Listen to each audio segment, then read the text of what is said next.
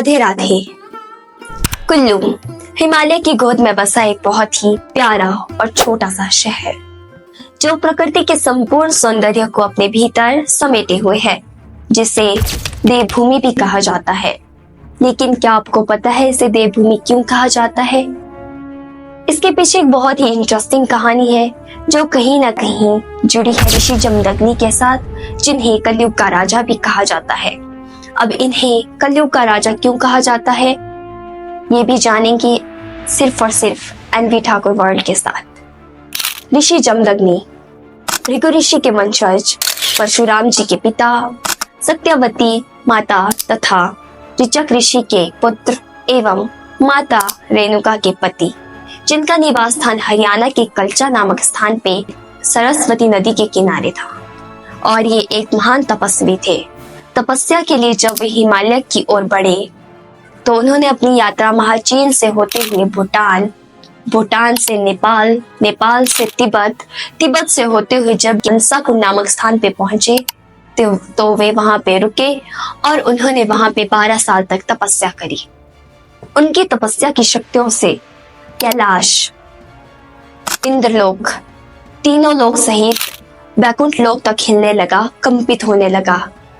इससे उनके तपस्या से प्रभावित होकर भगवान विष्णु ने उन्हें दर्शन दिए और कहा, मांगो क्या मांगते हो। लेकिन ऋषि जमदग्नि ने हर बार इनकार किया कि मुझे आपके दर्शन मिल गए, इससे ज्यादा मुझे और कुछ नहीं चाहिए। बार बार प्रयास करने के पश्चात भी जब उन्होंने इनकार किया तो भगवान विष्णु ने प्रसन्न होकर उन्हें कहा कि ठीक है, तुम वैकुंठ के सिंहासन पर विराजो। लेकिन ऋषि जमदग्नि ने उससे भी इनकार कर लिया। बहुत प्रयास के बाद वे माने और कुछ क्षणों के लिए सिंहासन पर विराजे। तभी से उन्हें राजा की उपाधि मिल गई और उन्हें कलयुग का राजा माना जाने लगा, कहा जाने लगा। अपनी तपस्या के 12 साल हंसाकुंड पे पूर्ण होने के पश्चात जब उन्होंने अपनी आगामी यात्रा शुरू करी तो वे यात्रा के दौरान हमटा नामक एक स्थान पे पहुंचे, जहां पे वे फिर से 12 साल तपस्या के लिए बैठ गए, जिससे प्रसन्न होकर भगवान शंकर ने उन्हें दर्शन दिए तथा आशीर्वाद स्वरूप दैविक शक्तियां प्रदान करी, जिन्हें थारा कल्लू भी कहा जाता है। थारा कल्लू यानी देवी देवताओं की अनगिनत प्रतिमाएं, अनगिनत शक्तियां। जब 12 वर्ष वहां पे उन्होंने अपनी तपस्या के पूर्ण किए, आशीर्वाद स्वरूप जो उन्हें 18 कट्टू प्राप्त हुए थे, उसके साथ जब उन्होंने अपनी आगामी यात्रा शुरू करी तो वे मलाना नामक स्थान पे मलाना विलेज में पहुंचे। वहां पे उस वक्त चल रहा था बानासुर का राज, जो एक बहुत ही अत्याचारी और क्रूर असुर था। ऋषि जमदग्नि ने उनसे युद्ध किया और उन्हें युद्ध में हरा दिया तथा मलाना गांव को उनके अत्याचार से मुक्त कर दिया, आजाद कर दिया और वहां पे अपना आधिपत्य स्थापित कर दिया।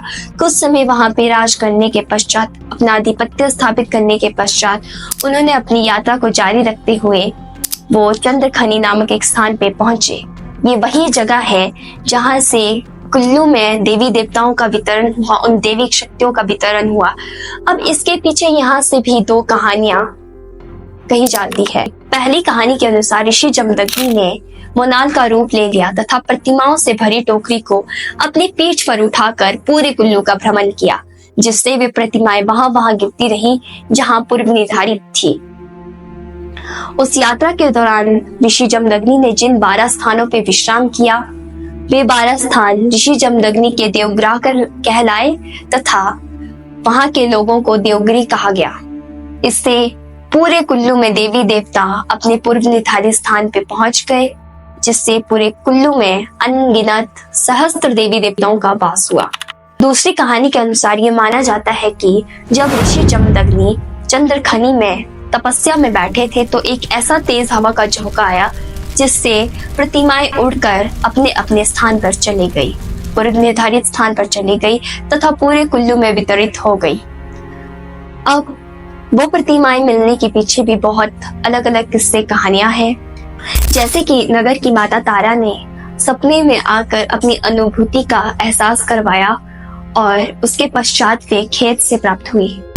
कुल्लम के जो देवता थे ऋषि पराशर, वे तालाब में प्राप्त हुए तथा मार्कंडेय ऋषि वो भी खेत में हल चलाते वक्त मिले थे। हल से उनके मुख पर जो निशान बना था उस वक्त, वो आज भी देखा जा सकता है। इसी तरीके से बाकी जो प्रतिमाएं थी वो भी प्रत्यक्ष हुई। ऐसा नहीं है कि वो प्रतिमाएं सारी उसी वक्त मिल गई थी। बहुत सी प्रतिमाएं ऐसी है, बहुत सी दैविक शक्तियां ऐसी है जो आज भी लोगों को प्रत्यक्ष हो रही है। तो इसी तरह से सहस्त्र कोटि देवी देवताओं का यहाँ पे वास होने के कारण ही कुल्लू को देवभूमि कहा गया, यानी कि देवताओं की भूमि। कुल्लू में आप जिस भी स्थान पे जाओगे ऐसा कोई स्थान नहीं होगा जहाँ पे कोई देवी देवता ना हो। तो यही थी कुल्लू की देवभूमि बनने के पीछे की स्टोरी। आई होप आपको ये अच्छी लगी हो। अगर आप ऐसी ही स्टोरी और सुनना चाहते हैं तो बने रहे हमारे साथ।